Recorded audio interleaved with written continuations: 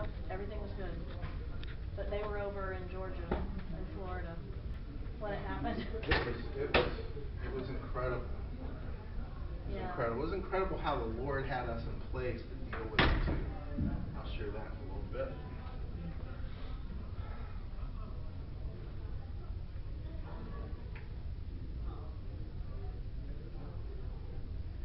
What's the guy that's with you's name? I forgot already. Peter? Yes, Peter. The little short one? That's Jerry Long. No, not him. Peter, thin guy? Yes. Yeah. Yeah. Jerry and I are both pretty heavy duty guys. I'll go ahead and start playing these as we have folks come in. I've got a good couple that I wanted to share. Well, this will be a difficult Thanksgiving for millions of people dealing with the aftermath of Superstorm Sandy. Can y'all hear that all right? Though, is helping many of those who do not have a place to cook or eat this holiday. Ephraim Graham has that story. With just hours to go, Mercy Chefs volunteers are hard at work, preparing meals to feed thousands this Thanksgiving. We serve God, we serve people, and we serve great food. And everything else stems off of that. Mercy okay? Chefs was A little here in louder. St. John's Parish, Louisiana, back in August when Hurricane Isaac hit. It was one of the hardest hit areas. 3 months later, people are still recovering. On Thanksgiving Day, the Sheriff's Department, a couple of the high schools are all coming together, and they're delivering food to about 1,500 people who can't get here still. They're still stuck where they're at. So it's a blessing and an honor to be able to serve them. Many of the local volunteers are still struggling. I want to share with people that don't have, or that's been affected by the hurricane. I was fortunate not to be affected as much as everybody else, and I just want to help any way I could. A simple meal is uniting an entire community. At the end of Thanksgiving Day, Mercy Chefs will have fed at least 5,000. After storms, you hear about being forgotten. You hear about nobody's paying attention. And it means a lot for Mercy Chefs to come back and do this again, which kind of reminds us that we in St. John are not forgotten, even though there have been other tragedies in our country. Tragedies like Superstorm Sandy that ravaged parts of New York and New Jersey. Mercy Chefs is back there as well, and Operation Blessing has yet to leave. Both are doing their part to ensure suffering people have a happy Thanksgiving. Our meals aren't just meals, they're examples of Christ's love. And so when we hand them out, we're not just handing out food, we're handing out something that's so much bigger. Ephraim Graham, CBN News. Great ministry, and Mercy Chefs traditionally serves just one area on Thanksgiving. This year, Pat, there was a desperate need for two teams. One is in St. John's Parish, Louisiana, the other in Freeport, New York. And on top of that, Operation Blessing has something on Breathing Points, so we're trying to bring joy to these people. But Gary LeBlanc is a fantastic chef. He's also a tremendous hotelier. He's managed hotels like up in Colorado Springs and others, and he really can cook. So he's giving these people, it's just not second-rate fare. You know, it's not the tribulation food. I mean, it's gourmet what he gives them. So they come to Mercy Chefs. They're getting good eating. Yeah, they are. What a wonderful organization. Yeah, I know when there were the earthquakes, they were there. The tornadoes, they were there. Or not earthquakes, but the tornadoes, and now they're here. So it's great. Gary's got it real hard. So Mercy Chefs is one that we applaud. And of course, Operation Blessing has got people out there feeding and clothing and housing those who are less fortunate. So we're out there on the front line trying to help those who suffer. Christy? Yes, I have cooked for you.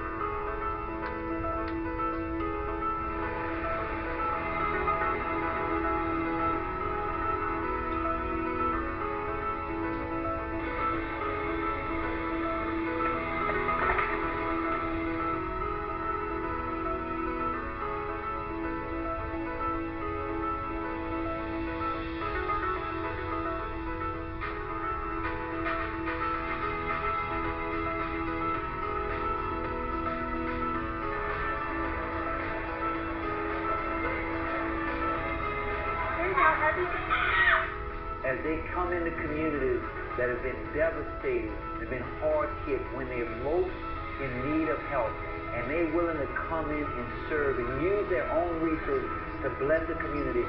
That is the gospel in action. And that's what Mercy Chef has done to this community.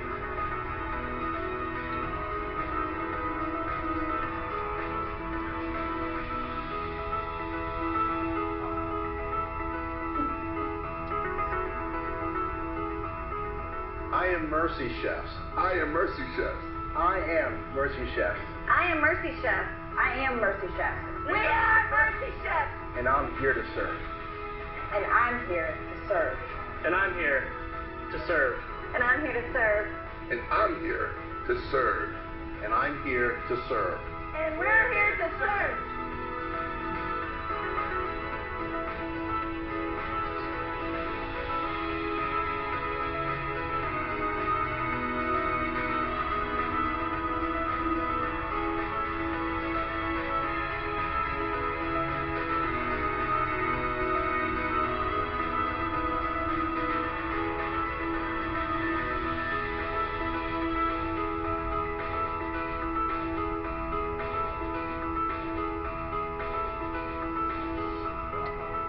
The question is, how will you serve?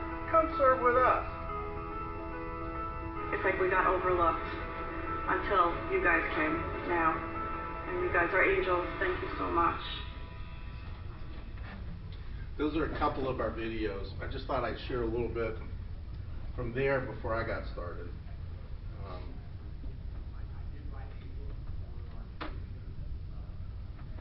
I'm Gary LeBlanc, and I am Mercy Chefs, or at least a very small part of it. Get my notes out so I don't get too far off track. I have a habit of getting way off track when I talk about Mercy Chefs. Mercy Chefs was founded in the aftermath of Hurricane Katrina. I went down and volunteered during Hurricane Katrina with another agency, and New Orleans was my hometown. I spent 18 years in the industry in New Orleans and was living comfortably in Virginia.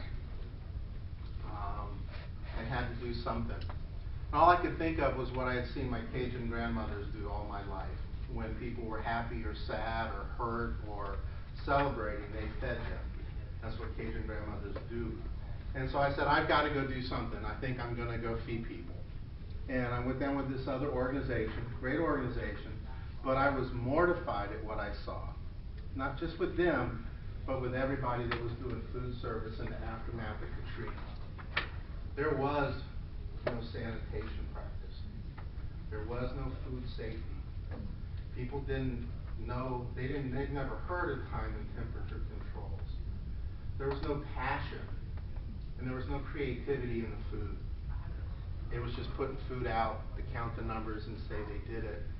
And I couldn't believe that that was happening.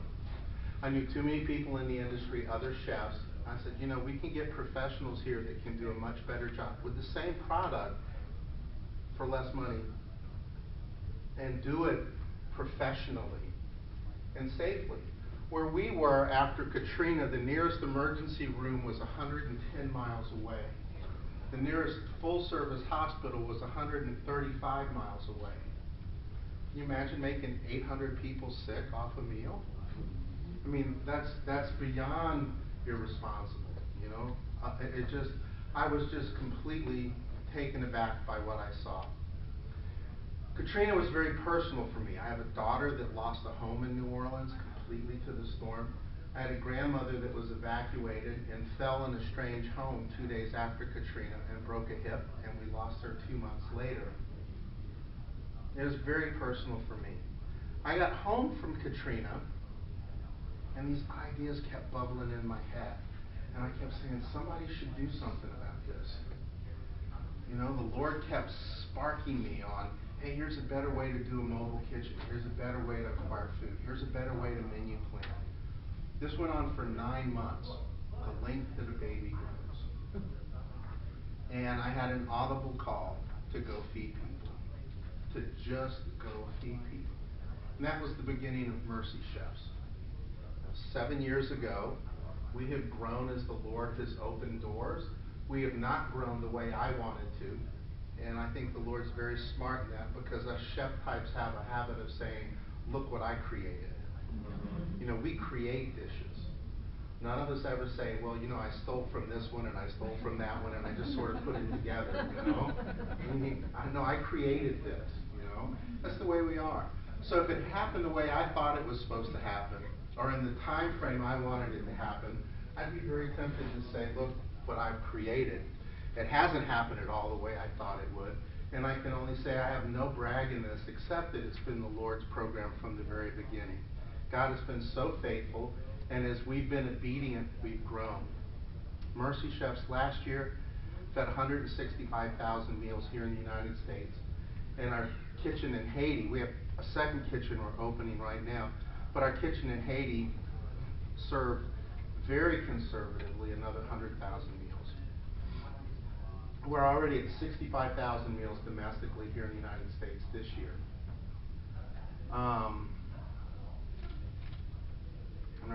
Everybody heard I wasn't feeling so well and stuff. I'm trying to recover. There were eight weeks that I was on the road with Mercy Chefs, 7 of the 8. We had done at Daresville, Georgia after a tornado earlier in the year. Had a little bit of a break. Tornado season was looking like it was going to be a yawn.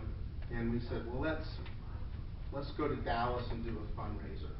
We've been meaning to get a second base of operations out closer to the tornadoes.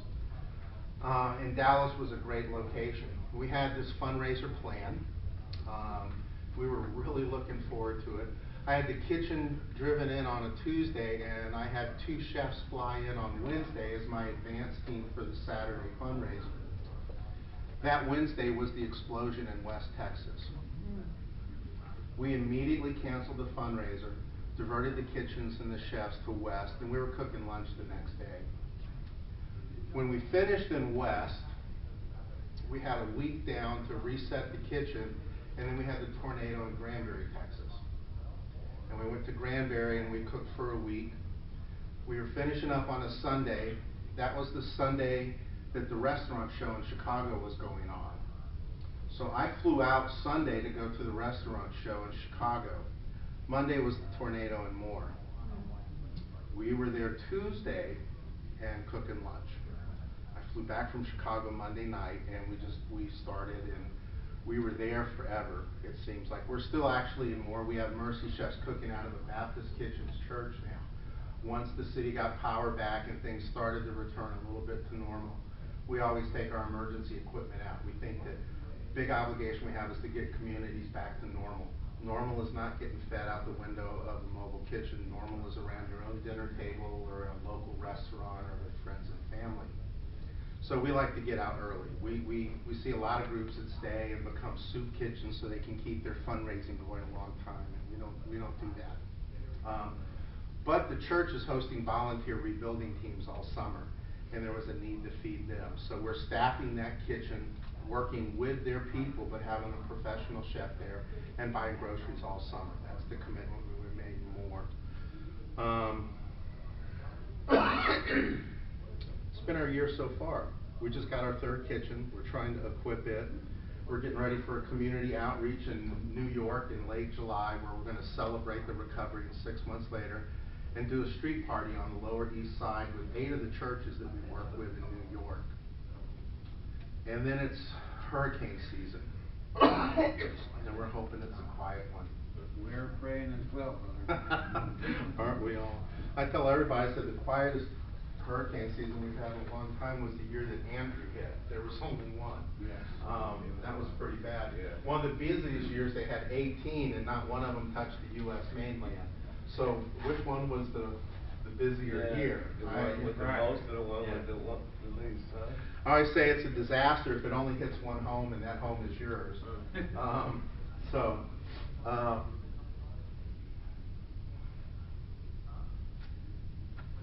That's been our year so far. Everybody asks about the call to ministry, and I know this is a class that's supposed to be on, what's it supposed to be on? The importance of outreach. I'm sorry? The importance of outreach. The importance of outreach. So I can talk all day about Mercy Chefs, and I will. But I want to talk about being called first. When I had that audible call it flipped me out a little bit. I've never heard the Lord speak out loud before. I haven't heard the Lord speak out loud since, but it was undeniable and it was for real. And as a flipped out believer, I went and counseled with a couple of guys that I knew recognized the voice of God. And one of them told me a very interesting thing. You know, I was just like, how do we do this now? I don't know how to. He says, look. Ministry is like a child. It's God's job to birth the baby. It's your job to raise it. He's like, you're going to have all-nighters where it cries. You're going to have stinky diapers.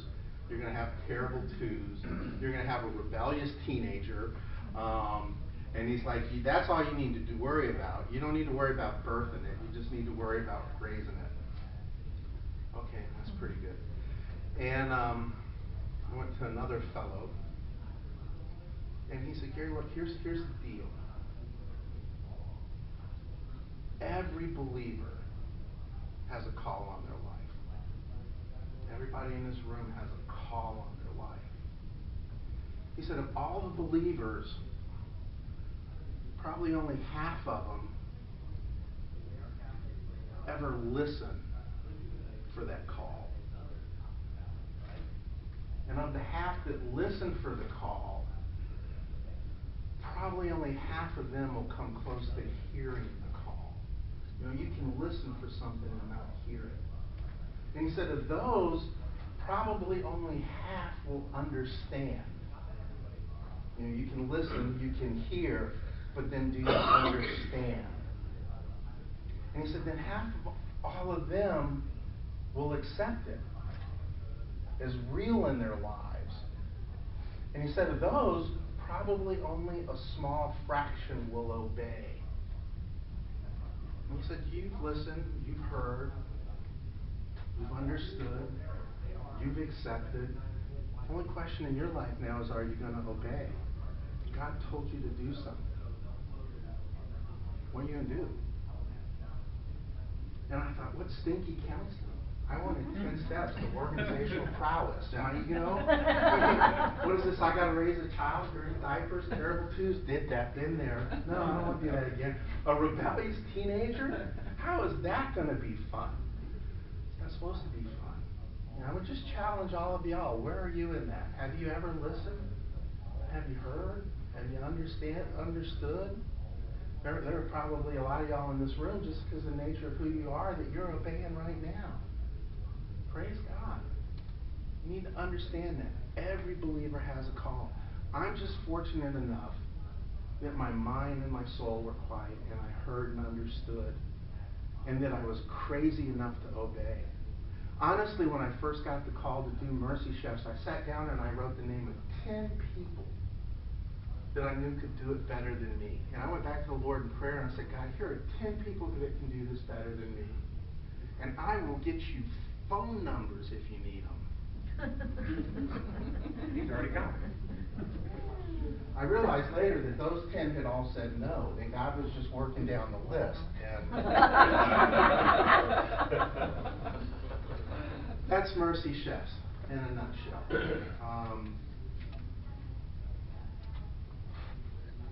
Our mission statement is to feed professionally prepared, high-quality meals to victims, volunteers, and first responders in natural disasters and national emergencies. To recruit and train industry professionals, and to support other organizations in pursuit of their ministry with food service. All we do is feed people. We don't chainsaw, we don't blue roof, we don't house, we don't have shower trailers, we don't warehouse food, we just feed. It's really neat that the Lord said, just feed people. He put fences on me, which for a crazy visionary leader, that's a really good thing too. All we do is feed people. I have fences on me. I can't get outside of. Is the mission statement developed? I understood natural disasters. I didn't understand national emergencies until the explosion in West. Or looking back, understanding something like 9/11. There are national emergencies There aren't natural disasters that we're going to have to get involved into. Recruiting and training, that's why I'm here at GACHP. I'm being trained and I'm recruiting. And then supporting other ministries is things like going back to New York and doing the street party at the end of July. It's going to be hot. I don't really feel like being hot. But it's important to those 8 or 10 churches to reconnect them with the people we serve during the disaster. One of the tenets of Mercy Chefs is we always work with a local church, whenever possible. We believe it's really important to help those local churches become the center of community in a disaster. We come in, we blow up, we do our thing, and we go home. We're not in that community. What we do is really too hard for us to do and not create legs in Christ for it to stand on later. So working with a local church, we do all the heavy lifting in the back, and we try to get those local volunteers out front, actually at that place of connection with the victims. They're going to see them in the Walmart. They're going to see them at the drugstore. They're going to see them later on. People that would never walk into a church parking lot will come during a disaster. If we can facilitate that connection, that's legs for the gospel to stand on long after we're gone. Again, it's too hard to do unless we do something that's going to make it important. So we think a local church is really, really important to that. That fits with our Green Beret model too. You know, Green Berets, say 12 Green Berets, 500 locals, and the right equipment, you have an army. If we get a couple of Mercy Chefs or experienced Mercy Chef volunteers, our mobile kitchens, which are really the right equipment, and then use local volunteers, we have a kitchen. We have a kitchen, and we're able to stand that way. So those are two of our tenets, that force multiplier, like the Green Berets, and then working through a local church.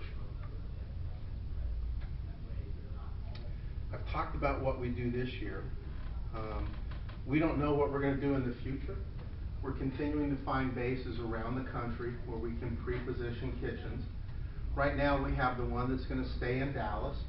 We have one that's Charlotte, Atlanta, North Florida, depending on the season or threat level, and then we have one in Virginia Beach where I live. As we can build another kitchen, we're going to look to the St. Louis, Chicago, Milwaukee area for our 4th kitchen, and after that we're going to look to the West Coast. Beyond that, it's whatever the Lord has in store for us. We continue to be more efficient, more effective in the field, to do higher quality food in the field, and our chase is just like each of y'all. If you're doing it for the Lord, it needs to be excellent. I mean, if they can do it for money and do it well, we're doing it for the Lord, we can do it better. So that's our push on that. Usually at this time there are so many questions from the people out there that I can't talk anymore, so I'm going to stop and answer questions. You said before you guys went to West, or right before West happened, you guys were heading to Dallas to try to do a new base of operations out there. Do you still have that? Yes, we have a kitchen permanently based in Dallas. You have one there now? Yeah, we've not gone back to do the fundraiser yet. But okay. Where are you guys based now? Virginia. No, in Dallas. We have 2 places. One is at the Cowboy Church down just north of Waco, and the other one is over in Fort Worth at Fossil Creek Church of God. Okay. Everyone that works in your kitchen obviously needs to know what they're doing in the kitchen, but if there was a group of us from a church that wanted to come, maybe like myself, and I could bring 2 or 3 other people, do you do that? Most of us don't know what we're doing in the kitchen. We just fake it. Okay, that's good. So the more we have a great need for volunteers all over the board. Again, if you can follow instructions, we can use you in the kitchen. If you can do this for 3 or 4 hours at a time, we can use you on the service window. If you can wash dishes, God bless you, come twice. So it's not just... No, it's not at all. And again, that's that force multiplier sort of thing. Now we have about a dozen Mercy Chefs. And if I call somebody, they're one of my Mercy Chefs, that means they can stand in any kitchen in the country and be recognized as a chef of ability and talent. It also means they could stand in front of a church body and be recognized as a man or a woman of God with the walk of Christ evident in their life and evidence of gifts of the Holy Spirit in their life by up fruit. I don't mean, well, maybe I do mean, but you know what I mean. I mean, it's somebody that has an evidence of a personal relationship with the Lord. That's a mercy chef. They've got to be able to do both. Because we counsel a lot in the field. And even within our mercy chefs, we have some that are more able to be a chaplain than others. And then we have a lot of chef volunteers. We have a lot of non-believer chef volunteers. Either a non-believer or someone that believes completely different from us. We have Muslim and Hindu and Jewish chefs that come and volunteer with us as well. We love that. Even more than that is the atheist or agnostic that comes to volunteer with us. Because they do a day, day and a half, and they're like, man, I'm shocked. How do you guys do this for 5 days? Hey, it's only by the Holy Spirit. The what? Sweet. You know? And then volunteers completely across the spectrum. You know, we love to have a volunteer that's a photographer come. We love to have a volunteer that's a diesel mechanic come. We love to have a volunteer that hey, I just want to serve. What can I haul or move or carry? You know, so we love that. We love volunteer teams that can come in a unit and help as well. People don't always understand what I'm about to say, but once they experience it, they do. I believe a chef in the field doing disaster relief work has a 5-day lifespan. You got a day there to sort of catch the rhythm and work in. Then you got 5 days of work. Then give me 1 day to transition to the next chef. I said, come on, I've been doing this 30 years, 7 days a week. You know, 5 days? What are you, weak? You get out there and you do it once, you know, and you're like, I don't know if I'm gonna make the 5 days. It's very, very difficult out in the field. So to have multiple teams that can come in as a unit, make that easier for our chefs. And we like to be able to rotate. Some people can go at the drop of a hat, be there the first 5 days. Some people it's going to take a week or a week and a half maybe to get their vacation or their time off arranged. And then they can come. The Lord just seems to always work it out just right where it fits. I'd say a week and a half is probably a little too late. Again, because we like to get out of town as quickly as we can. We just don't want to be that soup kitchen. We see it over and over and over, and that just bothers me. We'll never leave before we're not needed. But yes, get your group and come, and no, you don't have to be a chef. Because too many chefs in the kitchen is bad news. All your funds are like you do things to get the money. You just don't have fundraisers. That's how you get your funding. No, fundraisers are a very small part of it. I mean, we're completely funded by the generosity of people that hear about Mercy Chefs and are interested in us. We get no federal funds, we get no state funds, we get no local funds. We do not do FEMA reimbursements. We are not supported by the Red Cross or Salvation Army or Operation Blessing or any of those. We're completely independent. Okay? And we like it that way. Actually, I think being independent gives us a lot more versatility. We're not part of a denomination, we're ecumenical. We are faith-based, make no mistake about that, but we work with all denominations. We find a lot more versatility in that as well. And it's one of those things that's really, I'll tell you, it's selfish on my part, not having a denominational affiliation. Because in a disaster, you see the denominations work together like you imagine we should all the time. You know, the walls break down completely, and that only lasts through the disaster. So in my mind, in my perfect world, in the world of Gary, I live in a world where denominations work together like this with no barriers. Because they really are just focused on one thing, you know, and that's recovery and sharing abundance to people that have nothing, sharing faith with people that have lost it, and sharing rebuilding with people that have been destroyed. And it's really neat to see that, you know. They'll say, oh, the Methodists have a shower trailer, oh, the Baptists have this, oh, the Charismatics have that, you know, and it just, it's really a fun thing. Even in times of worship, you'll see You'll see the mainline denominations there. I'm not going to flip out if somebody raises their hand. And you'll see the guys that would usually burst out into tongues and interpretation say, hey, I need to keep a little lid on it so I don't freak anybody out. And those worship times are just amazing. It is the way heaven is going to be. Everybody doing a little something different. One of the things we hear over and over and over in disaster areas around the world and here in the United States is the people that after a year or 2 years will come back to the church and say, you know, I've just watched it happen, and I hate church people. But I can't stand it anymore. You got something that I want. How do I get it? And they'll say, you know, I saw the faith-based community, and they were here first. They did the most, and they stayed the longest. And they all say that, and I say this too, the faith-based community always asks for the least. But these people will break over time. You got something and it's real. I can't deny it anymore. I want it. That's a lot of fun too.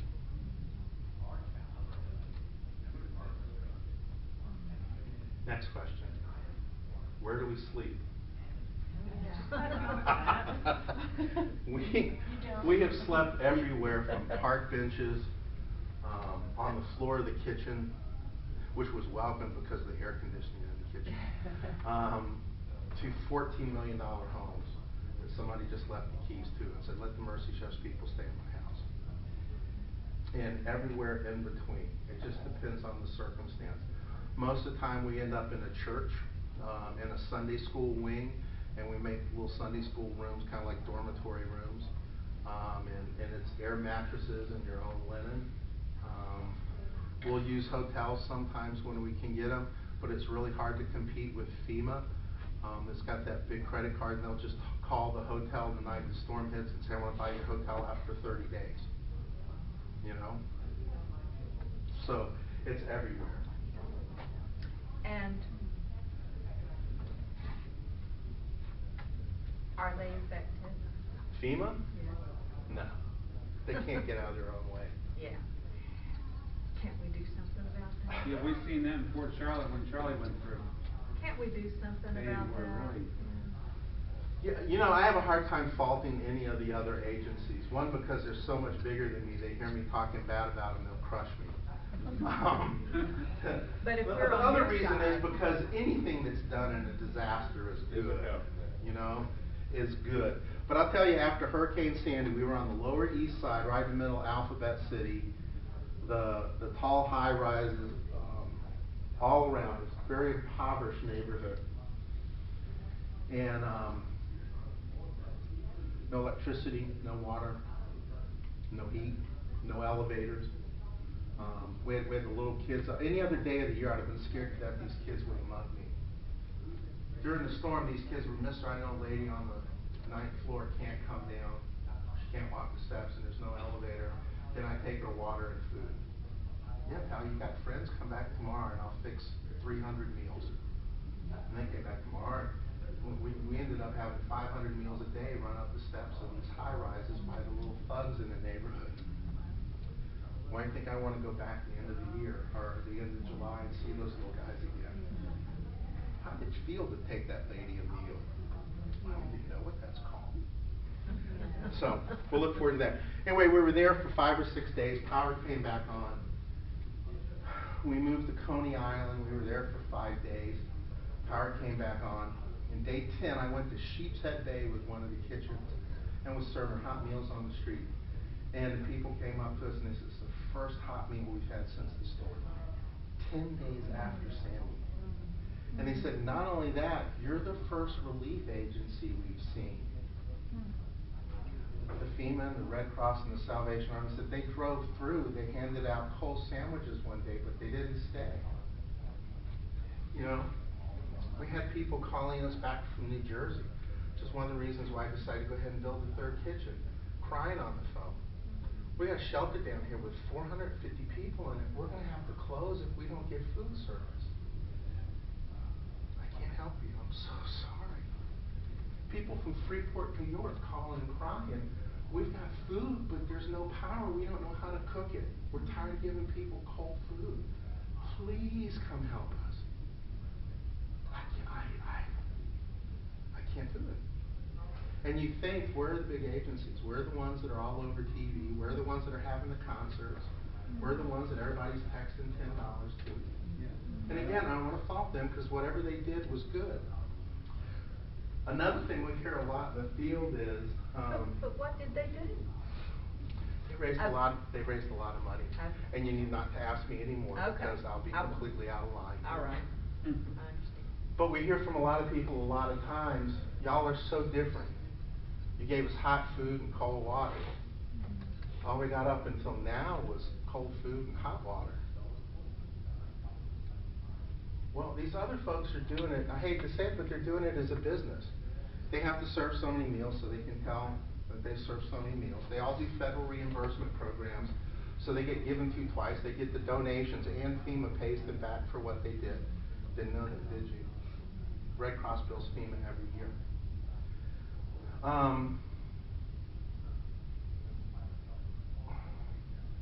There's just a disconnect in there somewhere.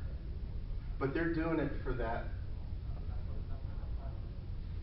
corporate, bureaucratic sort of reason. You know, we're moved by the Lord to go do it. We're doing it in the name of Jesus. We're doing it because I don't like the kitchen. Let me be very clear about that. I spent my whole career trying to stay out of the kitchen.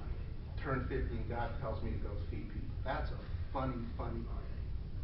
I didn't laugh a lot. You know? I would do anything else but work a kitchen if the Lord would let me. But I do it out of obedience to God. That's a whole different plate of food that you put out. It's a whole different way that you work. So, I don't know why they're doing it. I know why I do it. What I don't know is why don't more people do it. So when you get a call and you go out, do you stop at Sam's on the way and just load up, literally?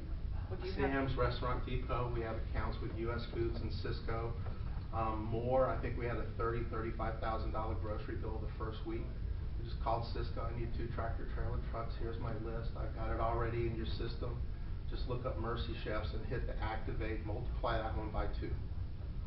And the Cisco order comes. We have our order sheets, and the first 5 days the menus are planned, usually. I'm not really a planner, but somebody else did that for me. FEMA offered to build my first trailer. They were going to pay for everything. But they said, none of this God talk. What do you mean none of this God talk? Well, you're going to be in FEMA camps and stuff, and you can't be religious. Well, I'm like, you know, I don't preach. I don't have a PA system on the thing. We're not handing out tracts. I'm not doing church on Sunday. Yeah, but as long as you understand no God talk. I'm sorry. Well, I can't work with you then. And he said, how are you going to get a trailer? I don't need to worry about that. My dad owns all the cattle and all the hills. I'm good. It took 2 years before Dad freed up a little bit of money for me to get a kitchen trailer. It was a hard 2 years. I wanted one right away. But how would I go do that and not tell people when they say, why are you here? You know, you say, oh, because FEMA told me to. Or I could say, because God commanded me to. I don't want to go because of FEMA. I want to go in obedience to what the Lord told me to do. And we still don't preach. But Lord, help somebody that says, why are you here? You know, because that just opened the door for you. God said he'll never leave or forsake you. God said he'll return the years that the locust ate. God says what was meant for evil, he will turn to good. God said for me to come share a hot meal and tell you he's not forgotten you. He loves you and so do I. Seconds. So, you do what you do. You trust the Lord on the rest of it. You try to make those connections with local churches as much as you can. And again, if we have a choice, we're going to set up with a local church and partner with a local church. Now feed half the city if we have the capacity to do it, but I'm going to be in a church parking lot if I have a choice about it. So Sam's, Restaurant Depot, that sort of thing.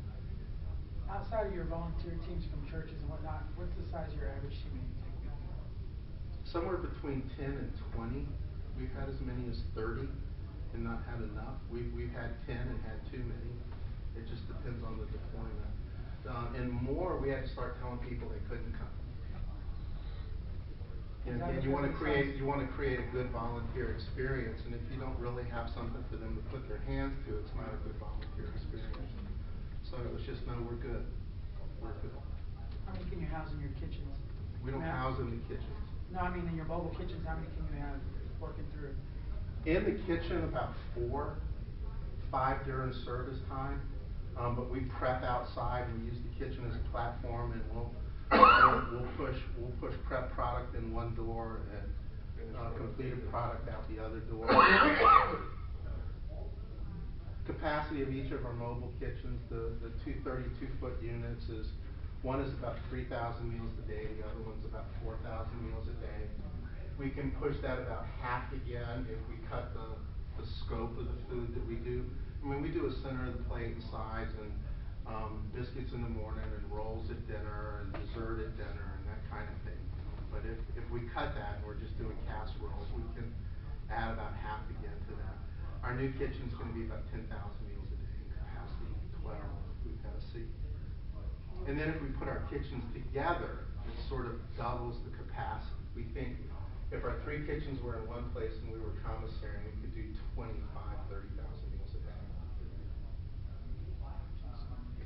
How do you get affiliated with Mercy Chefs? You just did. Okay. You asked the question. On the card is my email, and my cell phone number too, for that matter. Go to my email, remind me that I met you at the GACHP conference, and say you'd like to have your name on the volunteer list. People that go to our website and do that off the info link, I send them to our lady in Florida that puts them on the volunteer list. If you go to my website or my email link and tell me I met you at GACHP, I'll put you on my email list. When we go out in the field, we just email the folks that want to volunteer with us and say, we're deploying, we need help, who's available. Okay? And we'll send you a little packet to fill out and stuff too, just so we know who you are, and we're responsible and do due diligence. Again, we never worried about that before, but as we've gotten larger, we need to know who our volunteers are. We need to know who the other ones are so we can make sure that you're safe in the trailer and all that good stuff as well. I know somebody else has got a question. Yes. Do you ever have any problems getting into those disaster areas because you're not Red Cross and Salvation Army? We've had Red Cross come and tell us to leave. We've had FEMA tell us that we weren't welcome. To which you replied? When the people I'm feeding tell me that they're not hungry anymore, I'll leave. Or if you promise me you'll feed them as well as I am, I'll leave. They bring in a police force to govern an area where you are? Yeah, and again, they default to the Red Cross quite a lot just because they're so large. But we're developing relationships with the Red Cross where we can work a little more freely. Again, in Texas, we're very close with the Red Cross. We don't have those problems in Texas. I didn't see the Red Cross in Moore. So it can be difficult. Some states, Florida, it's very difficult to get into Florida during a disaster because they have a lot of resources in Florida. And Florida's been the victim of a lot of out-of-town charlatans during storms and stuff. They'll meet you at the state line and turn you around. We don't have travel pass in Florida, but again, we work with some larger agencies. We work with most of the, we work with Samaritan's Purse, the Graham Evangelical Association. Who else? Operation Compassion, which is Church of God's group. We work with Convoy of Hope, Assemblies of God. We work with Baptist Men. We work with Somebody Cares. All these are national agencies that have those relationships.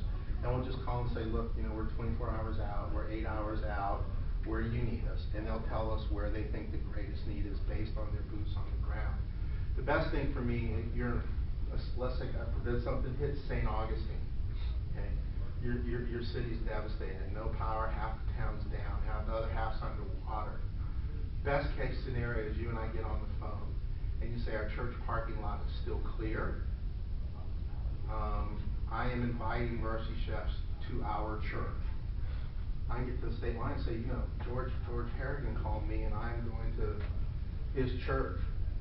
His church has invited me. That's where I'm headed. And I'm going to work for them. State will let me through. You know, because I have a place to go and I'm working with a local church. You know, I mean, a lot of guys come in and set up like us and charge money. You know, but if I'm going to your home, they can't stop me. You know, if I'm coming to your church, they can't stop me.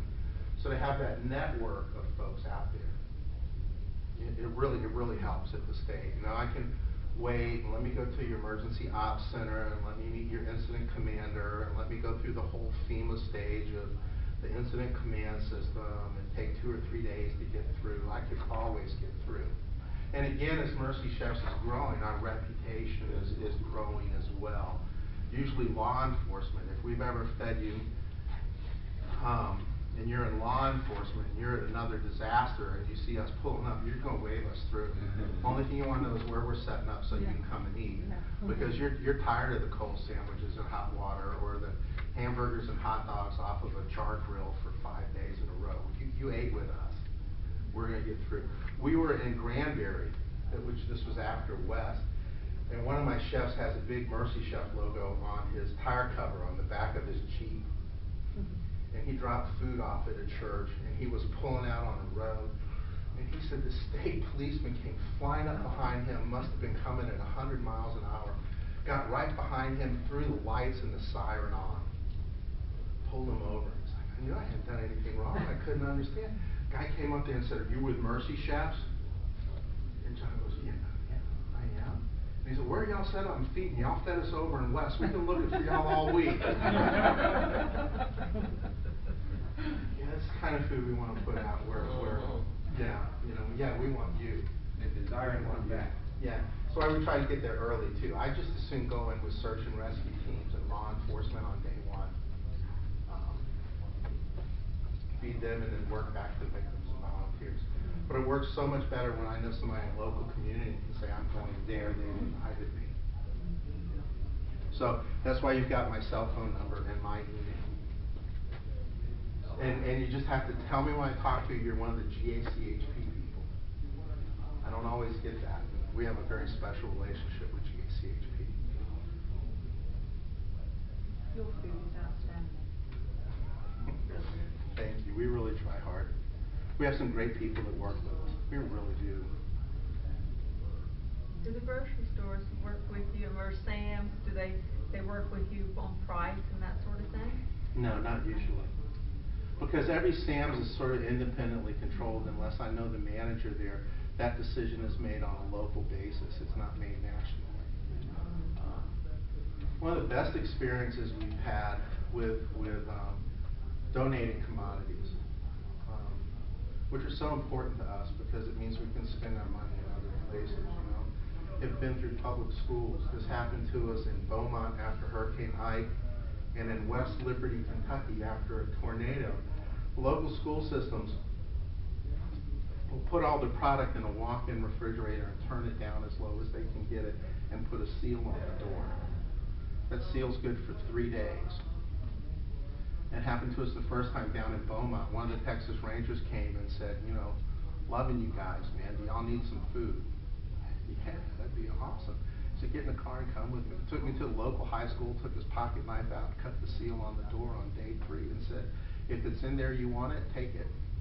Well, we took everything and distributed it to other feeding agencies, so everything in there got used, but we took what we could use best. And it was like going to the grocery store with no bill. I mean, it was awesome. Same thing happened in West Liberty. The school administrator said she was going to send us some food out of their cafeterias, but you know, no power. Frozen stuff was just starting to slack out. I mean, it was still icy, you know. And she sent us 2 school buses loaded with food. We hadn't gotten the walk-in or the refrigerated tractor trailer yet. They sent us one, it didn't work, so we had to order a second one. And we were just like, how is this gonna go? And it was 40, 45 degrees. But still, it was like, what do I do tomorrow with this? I mean, it can only sit so long. Hour and a half later, it starts snowing. And put about 18 inches of snow on the roofs of those buses and snowed up all around their tires. And it bought me another 24 hours of food safety, you know? So, I mean, that was kind of cool. You know, I remember working Katrina, and some guys from Florida rented a U-Haul trailer and filled it full of eggs and threw some bags of ice in there with the eggs. They don't know any better. God bless their heart, man. Man, and I'm cooking with nothing after Katrina. You got no idea. I mean, miracles. It wasn't loaves and fishes and just expanding what we had. It was disaster relief famine rice that was getting turned into something else. I don't know how we did it. And they show up with this 8x10 U-Haul full of fresh eggs. I was just like, yes. Open the back door and I see the bag's eyes and I'm like, no. And I start probing the eggs. You know, some are at 40, some are at 48, some are at 52. You know, and I'm like, how long have they been at 52 degrees? A couple hours or a day? And it was that thing, I needed the products. I was going to have to send people away hungry. I was like, I better send them away hungry than send them away sick. And I didn't take the load of eggs. I don't know who cooked them down there, but I didn't take them. I wanted it so bad, I wasn't going to take the chance. I just couldn't take the chance. You know, we have to worry about food source in the field all the time, too. You know, you get the ladies come in, they got casseroles in the back of their car. Lord, they just want you to serve that casserole so bad. And we say, thank you so much, and we take it. We can't. You know, sometimes we know it's good, but you don't know. You know, you'll get that guy come with a pickup truck load of canned goods, especially if you're working a flood. Oh, and you start seeing settled dirt on the top of those cans. Oh, wait, they were in the flood. We're going to have to bleach every one of these cans before we open them. You know, I mean, there's so many things to consider. You know, what's the chain of custody on the product? Right? You know, is it worth taking a chance with? There's nothing worth taking a chance with. So a lot of considerations out in the field like that. What other questions do you have? Curiosities. Everybody asks me, how do I get a Mercy Chef coat? I will give everyone in this room a Mercy Chef coat. I just want you to know it comes with a terrible, terrible price.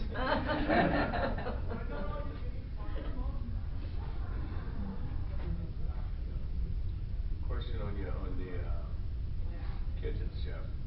You have a fabricator, or is it a concession trailer company that builds them out for you? We have a custom builder for us. Okay. And we design the kitchen, and then they build the trailer around our design. There are really two ways to do a mobile kitchen. One is that way. Right. The other way is to buy a cargo trailer. Yes. And then put kitchen equipment in it. Uh-huh. Well, then all your water lines are on the outside. All your electrical lines are on the outside. Uh-huh. Your ceiling height is here. Yes. We build ours at 7.5 feet high. All of our electrical and wiring are in the walls. We do diamond plate floors so we can power wash them out. Right. And it's a much more expensive way to do a trailer, but the trailer will last longer. Cargo trailers aren't built to have 10,000 pounds of kitchen equipment inside of them. Each one of our kitchens also have a constant run commercial diesel generator on them. One of the biggest expenses to our kitchens is that commercial diesel generator. Quiet run, we can have a conversation standing right next to it. But all that is built into the kitchen. All of our water lines, all of our hookups, our 3-day sinks, all that is custom built into the kitchen. How is there refrigeration? In the two kitchens that our first two trailers have, just double door reach-in refrigerators. One of them has a single door reach-in freezer and one has an under-counter freezer, which is despicably not enough Right, Rick, what about you? Our new kitchen, we have a 6x8 walk-in. Okay. In that kitchen. And we are right now building a 2 support kitchen, or 2 support trailers. And these will be tow behind, so we don't have to have a dually to pull them. We can rent a heavy-duty pickup truck from Enterprise or somebody to pull them. So I don't have insurance and maintenance on those vehicles all year long. And one of those has a 7x12 walk-in in it, and then 6 feet of prep space behind that in the trailer, with a platform door on the back that turns into a stage. And then the other one is going to have a 3-door reach-in in it, but that's the one that we put our Kubota UTV in. That one has air conditioning in it as well, so it can double as either a prep room, dry storage, or in a pinch is a sleeping space. Is there, you mentioned a tilt skillet. Your stoves is what? Is it combi type stove or is it? And let me just go through the equipment in each trailer. Okay. In our first trailer, we have a 30-gallon tilt skillet, we have a double-stacked baker's depth convection oven, and we have a 6-burner stove with a 5-burner propane hot well. That's our cooking equipment. In our second kitchen, we have a 40-gallon tilt, a double-stacked half-size Logic oven. I bought, this one was already built. This one wasn't custom designed for me, but I saved $20,000 on it. Which one did you bring last year? That was our Savannah. first one. Okay. That was the white one, so that was Mercy 1. Okay. Mercy 2's got the half-size ovens, and then it has a 6-burner with a under convection oven, and then there's space for another piece of equipment we don't have filled right now. The new kitchen has actually 2 cooking lines. One cooking line is going to have 2 40-gallon tilt skillets, and the other one's going to have a double-stacked baker's depth convection oven, and then a 6-burner with a convection oven under there.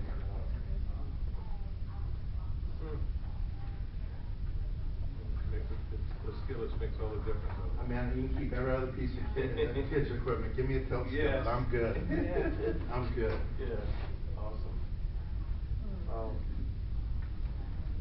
Just need to see. You said just go online and just get you information and just find out based on that. Yeah. Send me an email. Let me know I met you here, and we'll get a volunteer package back to you, and then I'll put you on my volunteer list.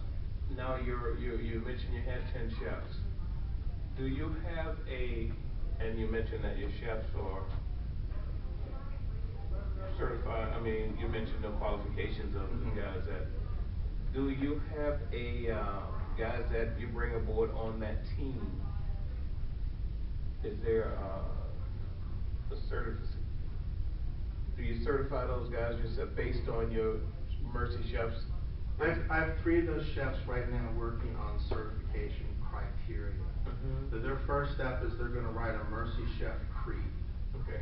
A Mercy Chef is. And they'll work through that. And from there, they'll get into qualifications. Right now, and always, it's going to be, we just actually come work with us a couple of times. And then the Mercy Chefs get together and they do one of those Pope-style votes. Okay. You get white smoke or black smoke. Right. But I mean, it really is the best way to get to know Right. somebody. Just come work with us. And I got to tell you, anytime we've ever struggled over the decision, it's been a God thing. Because then later we find out something, or we work with them a third time, and it's tragic, you know. Every time we've added a new Mercy Chefs, it's been instant. It's been instant. We just know, you know, and you know, it's your heart, right? You know, and it's your passion. You can you tell. know, again, people get Mercy Chefs, and like their hair stands up on their arms, or they don't get it. Right. I mean, it's just, you know, one of the two. You know, I mean, you get it or you don't. Awesome. When you go into an area, do you say like we're gonna serve, like give enough food for 500 people, or do you say we're serving from like 7 in the morning till 11, or do you ever turn people away? Once, and I cried like a little child. And I said, God, make me taller, make me smarter, make me stronger, make me faster, but please don't let that ever happen again. It just broke me. It just broke me. And so now when we get on site, we just start, first couple of days, anything we cook double. We put it aside and we have it for an emergency if that sort of thing happens. But usually we'll get in, we'll assess the needs. We'll talk to the partners that we're working with, either at the church or through community outreach. We'll go out in the field, do an assessment, how much can we deliver out? And then we'll talk to other partners around town, look, if we're able to bring you vegetables all day or cook side dishes, what you need. We come back and add all that up and then we start. And it always adjusts up or down. It's anything but static. I'll tell you a story, one of the most moving experiences we had, we were in Beaumont. And day 6, day 7, it had been very emotional. We went in with first responders. We were cooking for wildlife and fisheries, law enforcement, and National Guard. And wildlife and fisheries from Texas had all their boats there. There were 100 boats, and they were going out every day doing search and rescue. And we're feeding them breakfast the second morning, and I see somebody walking around throwing something in the front of every one of the boats. What are they doing? Oh, those are fresh body bags. Well, I'm in earlier and further than I've ever been before.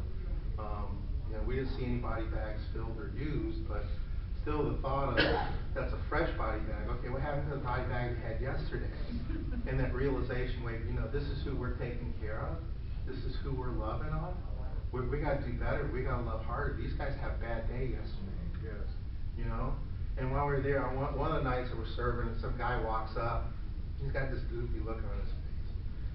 He's like, look, just do this for me, okay? Take my phone. Take the phone. Hello, this is Gary.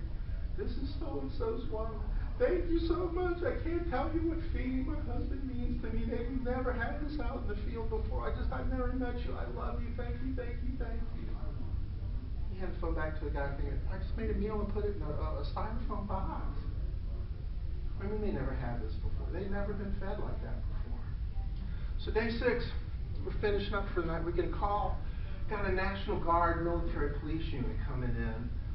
Can you guys stay open a little late? 30 of them, they need dinner. No problem.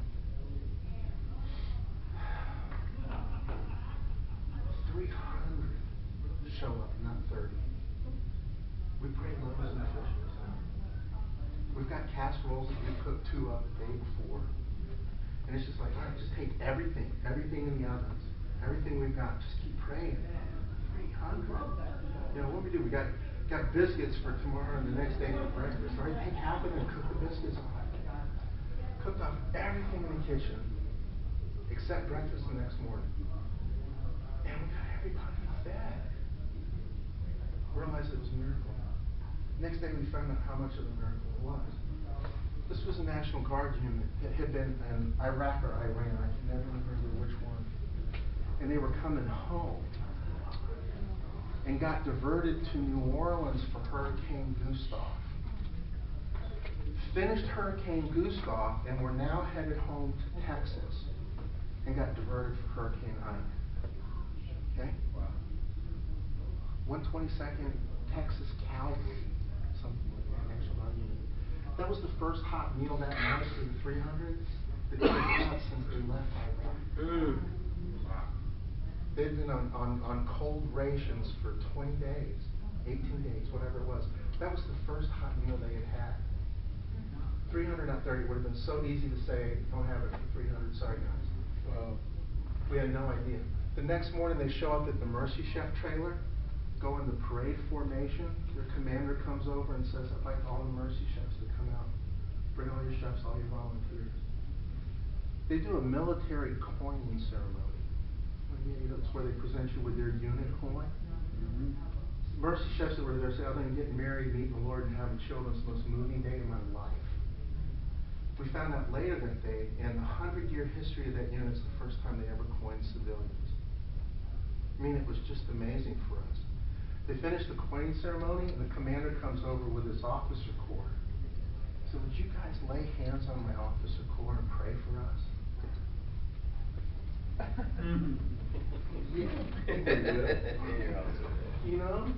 I mean, what an incredible thing, just because I wasn't in the kitchen that night. I had left and gone back to get a shower so I could do breakfast the next morning. They'd send me away. They know when I get tired, they send me away. You know, I had people there that just knew what to do. Yeah, we're going to feed them. We're going to feed them all. It's going to be great. Don't panic. The Lord's in control. So you have things like that happen. You can't plan or manufacture. You just have to be available. You know, you run out of food or you watch a miracle happen right in front of your eyes. I forget what the question was. I hope that answered it.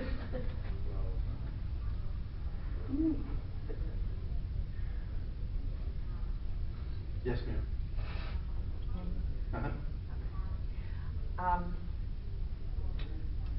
Tell me if I'm out of line here. I'll be glad to be quiet. You know, I told you that I like to watch Operation Blessing and that sort of thing, Pat Robertson's operation. And a few years ago, I kept hearing him over and over say, practice, practice, practice, practice. That in his younger years, he practiced the presence of God with his friends. Lord, you say in your Bible that you'll do this if we do this. So we're going to practice this right now. And he said we made a lot of mistakes, but just like a toddler, when they fall down, when they're trying to walk, you don't slap them and say you'll never do that again. You just keep practicing. And I would just like to say that for those of you who have extra time on your hands and a little bit of extra money, or not, a little extra leftovers, a little spaghetti noodles and marinara sauce, I went out and took food to offices where there's no food around. There's so many young working mothers with new babies that just can't get out at lunch. And you can put some spaghetti in a red Dixie cup and take that in an office building in a basket. And you get the same kind of miraculous, the response you get from these people, it overwhelms you. It's a life changer, really. They appreciate it so very, very much. It can be something elaborate like a turkey sandwich with some brie and apple if you want to do that, and a brownie, or it can be a hot dog. Anything. People in the offices are desperate for help. They're just absolutely desperate. And if you in your churches can get your volunteers to go to an office for 2 months out of the year, for 2 or 3 days a week, just an office where you know somebody and know that they don't get a chance to eat until very late because they're so busy, you'll get more reward from it than you can possibly imagine. And I think it would be an intro on whether or not you want to be involved in this mercy mission, because it will either just snatch you in or you'll say, I'm cured of that. It's such hard work. It's very true. I'm often quoted to say something amazing happens over a shared meal. Yes. You know, as friends, you share a meal. As family, you share a meal. In a church, you share a meal. Something happens over that meal that is just amazing. And to do it with friends as family is wonderful, but to do it with somebody that's just lost everything is incredible. I had a friend of our family that had my children and wife over one of the Thanksgivings that I was out of town, and she had that up on her refrigerator. Something amazing happens over a shared meal, and she quizzed them at dinner on whose quote was that. And they were like, Thomas Jefferson and all these other ones. And she said, no, it was your dad.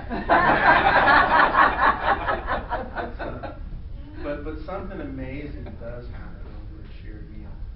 I'll tell you this too, and we're all in churches, and we're all involved in the ministry that goes on inside the walls of the church and bringing people into the church.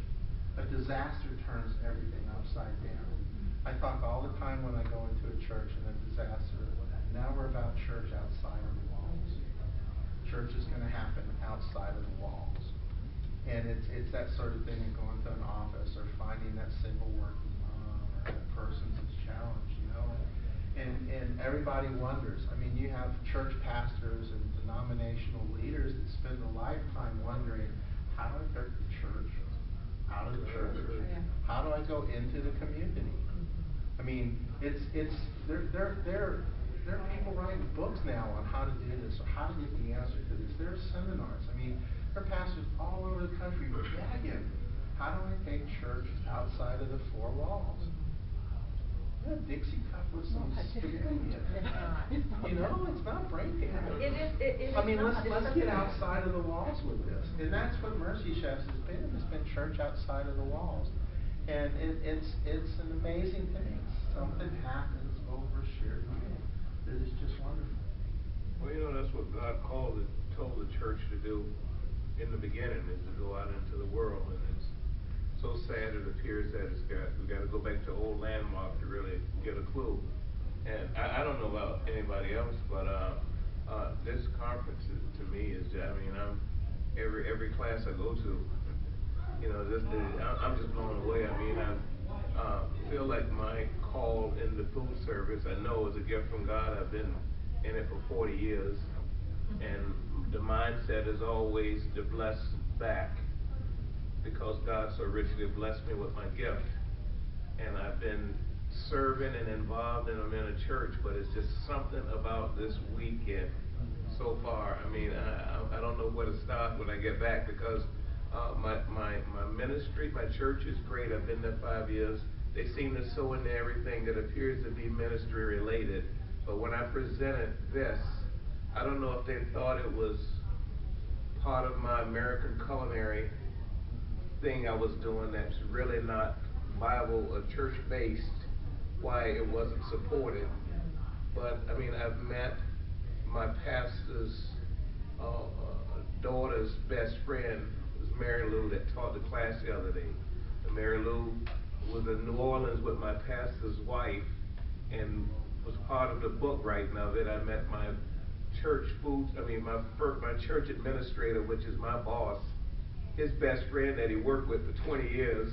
I met him 2 days ago. I mean, I can't wait to get back, and now to go back and to say, this is Gary, and this is what he does.